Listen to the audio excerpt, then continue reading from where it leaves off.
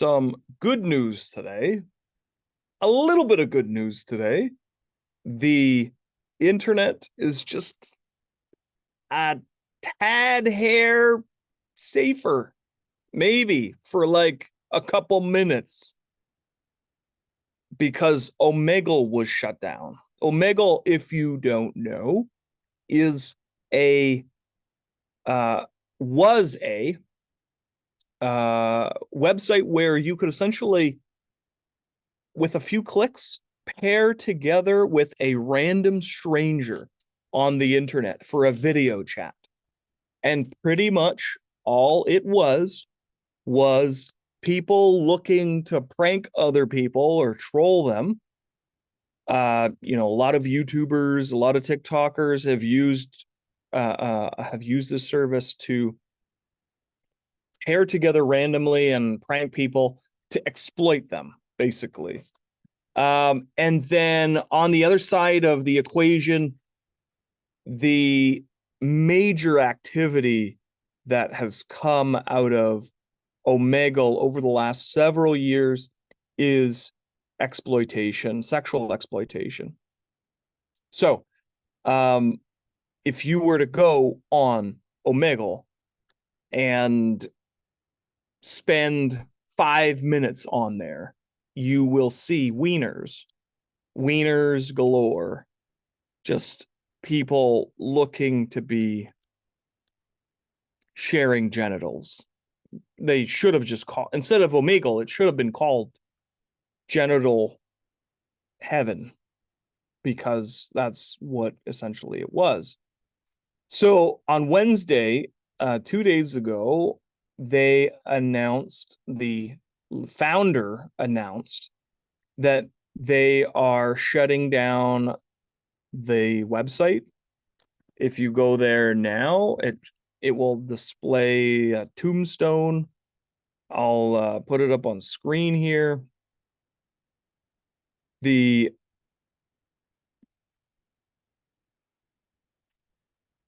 website, if you don't recall, used to be very, very easy to get onto.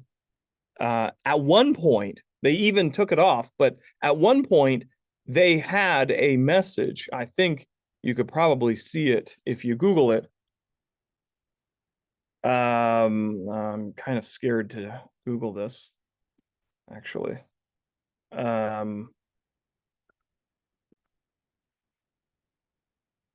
At one point, they had a warning on there.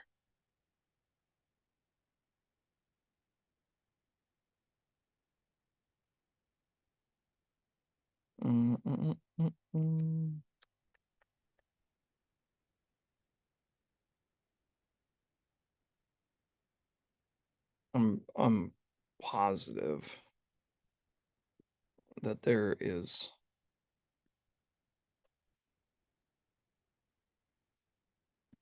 Somebody has captured it. Oh yes, here we go. So here is, and so just to get to this screenshot, it took me looking at several genitals to get here. But predators have been known to use Omegle. Predators have been known to use Omegle, so please be careful. Now, a ton of children have been harmed as a result of this website.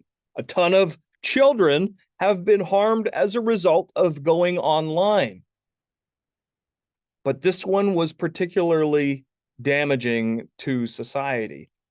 But if you go here now, you're going to hear like this long-winded rant from this person who says that he was a survivor of childhood trauma himself.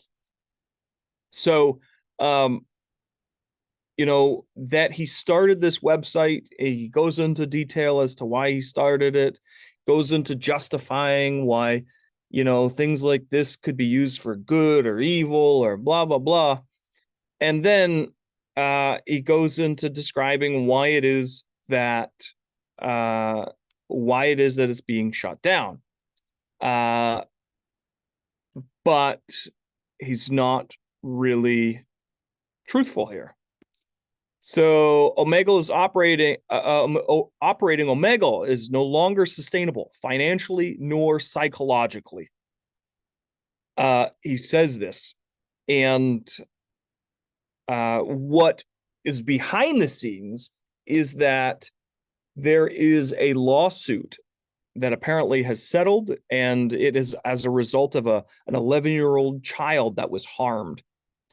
And this 11-year-old child had pictures and videos taken from a predator that this person was paired with on Omegle.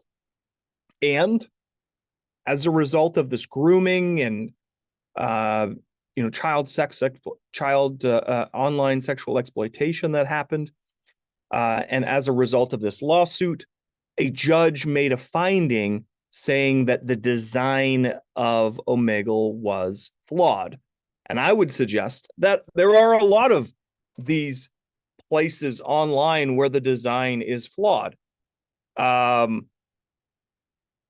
They were attempting to invoke Section 230 of the Communications Decencies Act, or the CDA in the United States, and that essentially gives relief from liability for what users post on that platform.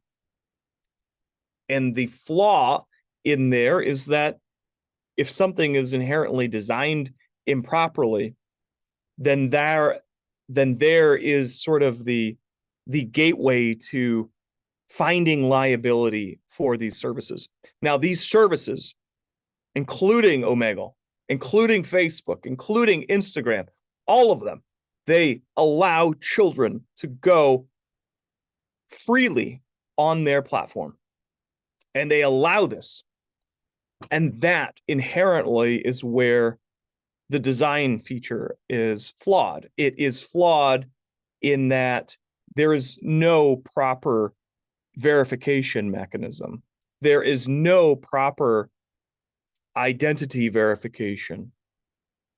If you are on any social media platform and you see somebody with a blue check mark, what are the chances they've been verified? What are the chances that they are going to be asking kids for nude images or trying to scam people?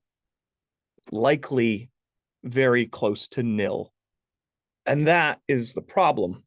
We do have people like Charlie here who is trying to make an argument for parents being responsible for the well-being of their children online.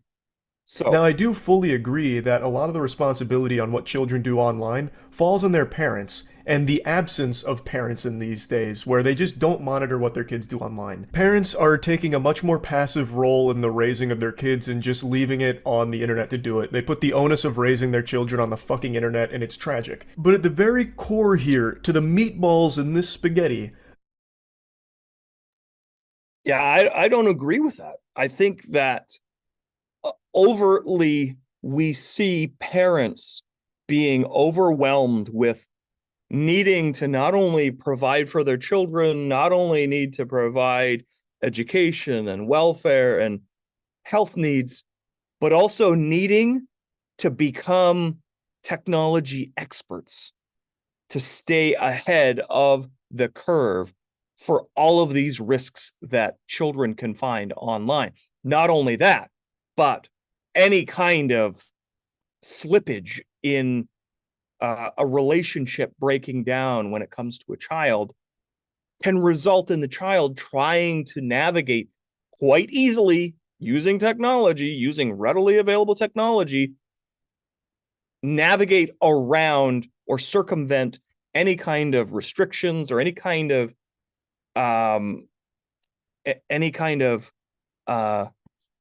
things that are in place to try and prevent harm.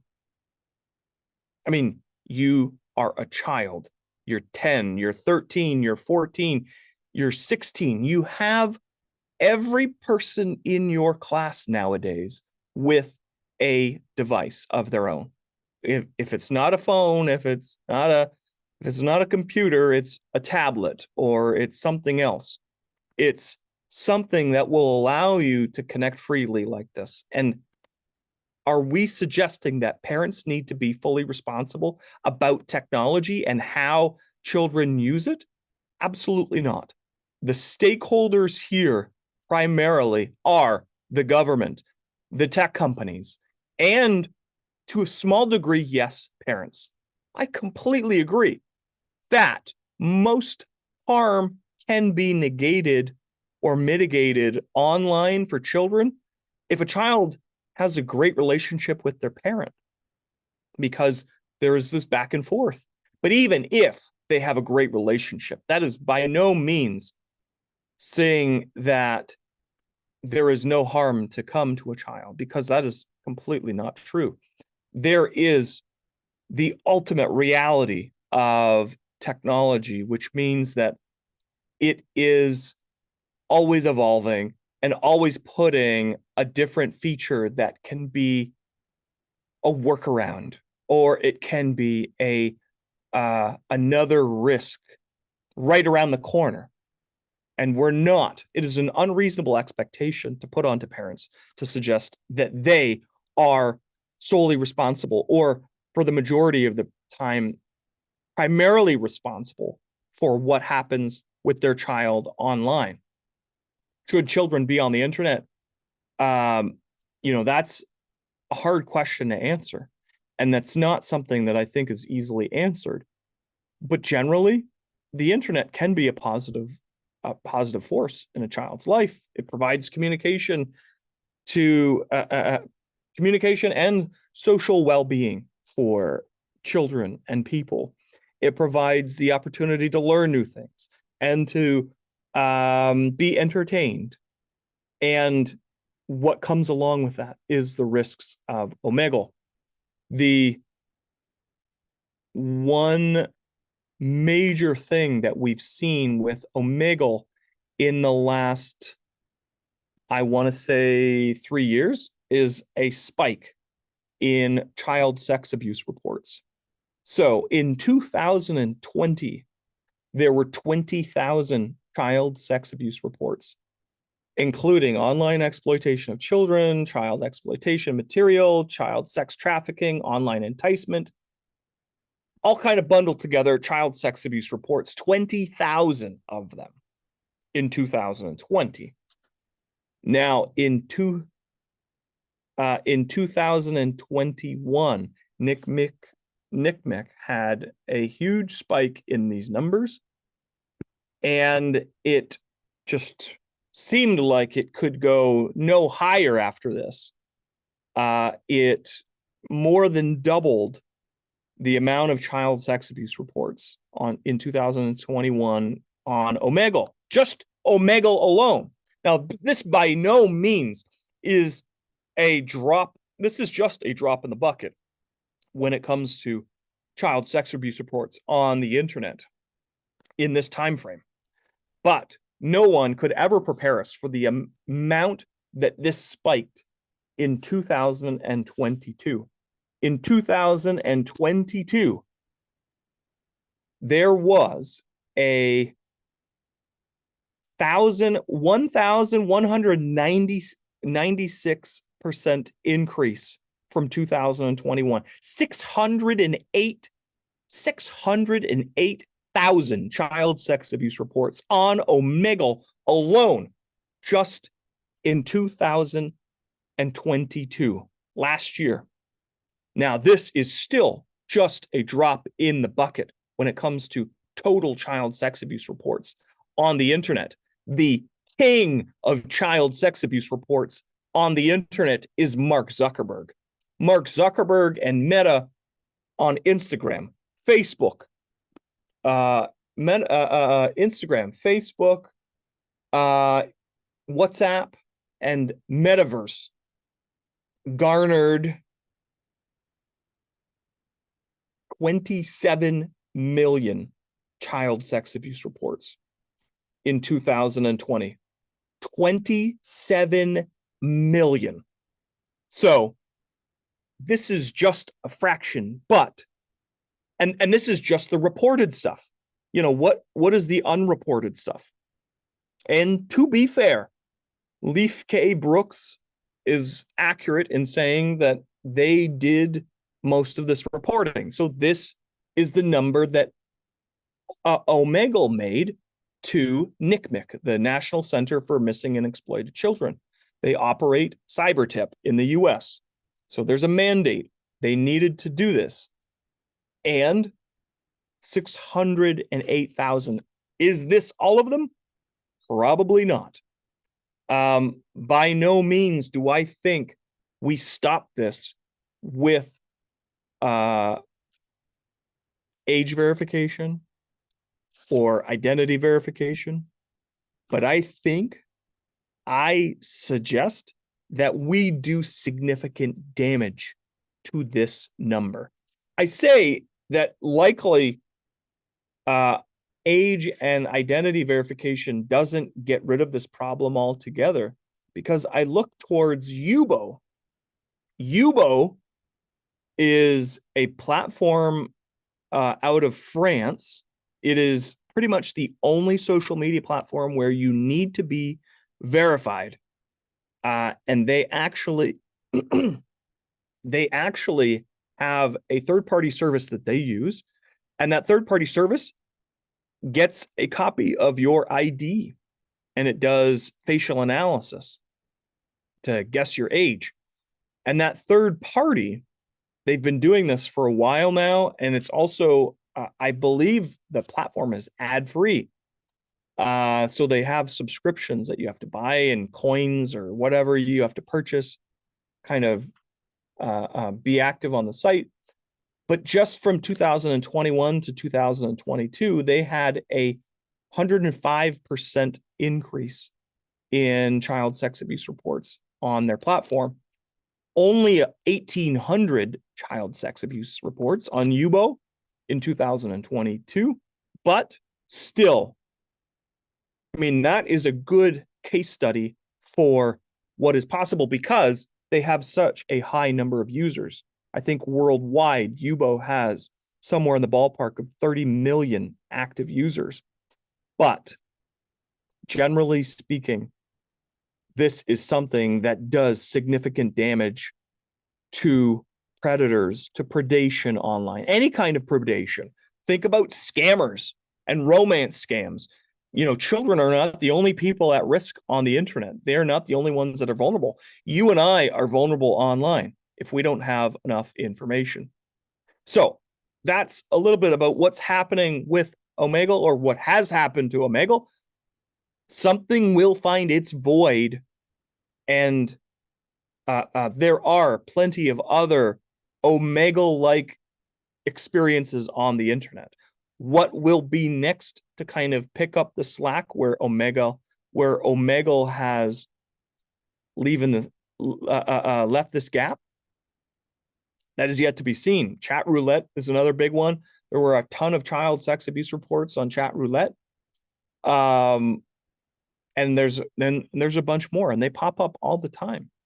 So the internet will migrate to where the path of least resistance is. And obviously, predators will exploit those vulnerabilities. So that's a little bit about what's happening in the interwebs today. Hopefully this has been informative. Hopefully you, if you're a parent, you're protecting your child online by educating them, by empowering them, by making sure that you have a good relationship with your child. And, you know, that can do significant damage to these kinds of harm that are looking to lurk behind every nook and cranny of the internet. But it doesn't get rid of it. If we don't have mandatory age and identity verification on all social media platforms, then we are all at risk. So thanks for watching. Get on our website, HelpUsDefend.com. If you want to donate or help us protect children online. We're building the world's healthiest social media platform, 65 Square, if you haven't already heard, and we'll see you next time.